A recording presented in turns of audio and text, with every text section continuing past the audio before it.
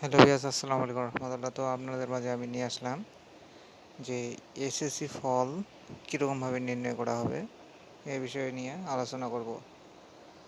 তো তারা বলছে যে পরীক্ষার্থীদের আন্দোলনের মুখে চলতি বছরের এইচএসসি ও সমানের স্থগিত পরীক্ষাগুলো ইতিমধ্যে বাতিল করা হয়েছে। এখন ফলাফল তৈরি ও প্রকাশ কিভাবে করা হবে তা নিয়ে কাজ শুরু করবে শিক্ষা মন্ত্রণালয়, শিক্ষা বোর্ডগুলো। তো তারা কীরকমভাবে এসএসসি ফল প্রকাশ করবে সে বিষয় নিয়ে শিক্ষা মন্ত্রণালয় বৈঠক করছে এবং তারা ভালো মতো করছে আর কি। তো এটা নোটিশ দিয়েছে 21শে আগস্ট। তো তবে সাবজেক্ট মিভিংয়ের মাধ্যমে ফলাফল প্রকাশ করা হবে এবং এর জন্য একটি বিশেষ কমিটি গঠন করবে আন্তঃশিক্ষা বোর্ড। এটা অলরেডি করে ফেলছে। বুধবার 21শে আগস্ট আন্তঃশিক্ষা বোর্ড সমন্বয় কমিটি এবং ঢাকা মাধ্যমিক উচ্চ মাধ্যমিক শিক্ষা বোর্ড পরীক্ষা নিয়ন্ত্রক অধ্যাপক আবুল বাশার গণমাধ্যমে এ তথ্য জানান। তারপর তিনি বলেন, বাতিল হওয়া পরীক্ষাগুলো ফল তৈরি করার জন্য এক বা একাধিক কমিটি গঠন করা হবে। তার সিদ্ধান্ত মেনে কিভাবে ফল তৈরি করা যায়। তিনি আরও বলেন, করোনা ভাইরাস পরবর্তী সময়ে আমরা সাবজেক্ট ম্যাপিং করে পাবলিক পরীক্ষা ফলাফল প্রস্তুত করেছি, সেই কমিটি এখনও রয়েছে।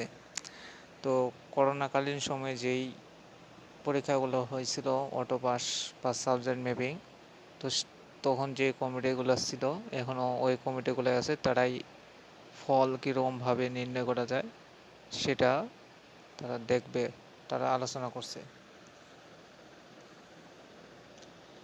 এই কমিটি এখন বিলুপ্ত করে নতুন আরেকটা বিশেষ কমিটি গঠন করা হবে। তো তারা বিষয়টি নিয়ে কাজ করে সুপারিশপত্র জমা দেবেন। তাদের সুপারিশের ভিত্তিতে ফল প্রস্তুত এবং প্রকাশ করা হবে। তো তারা সুপারিশপত্র জমা দেবেন কীরকমভাবে ফল প্রকাশ করা হবে, তারপরে তাদের ফল প্রকাশের কাজ চালু করবে, এটাই বলছে।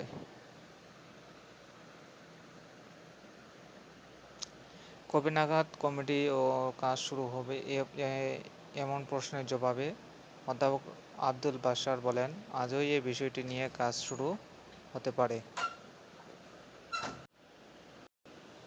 কমিটি হলে তারা নিজ দায়িত্ব বুঝে নিয়ে শীঘ্রই কাজ শুরু করবেন। আন্তঃশিক্ষা বোর্ড সমন্বয় কমিটির সভাপতি অধ্যাপক তপন কুমার সরকার বলেন, কীভাবে ফল তৈরি ও প্রকাশ করা হবে তা নিয়ে এখনও চূড়ান্ত কোনো সিদ্ধান্ত হয়নি, আপাতত পরীক্ষা বাতিলের সিদ্ধান্ত হয়েছে। তিনি আরও বলেন, সব বোর্ড এটা নিয়ে আলোচনা করবে, শিক্ষা মন্ত্রণালয় এ বিষয়ে নির্দেশনা দিবে।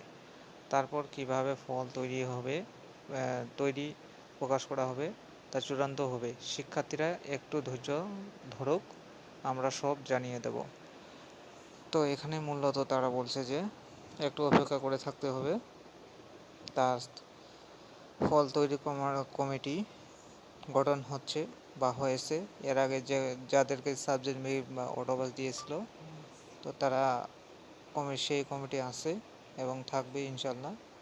আর যত দূর সম্ভব অক্টোবরের প্রথম সপ্তাহে এইচএসসির ফল প্রকাশ করবে। তো আমি আশা রাখি। আসসালামু আলাইকুম রহমতুল্লাহ।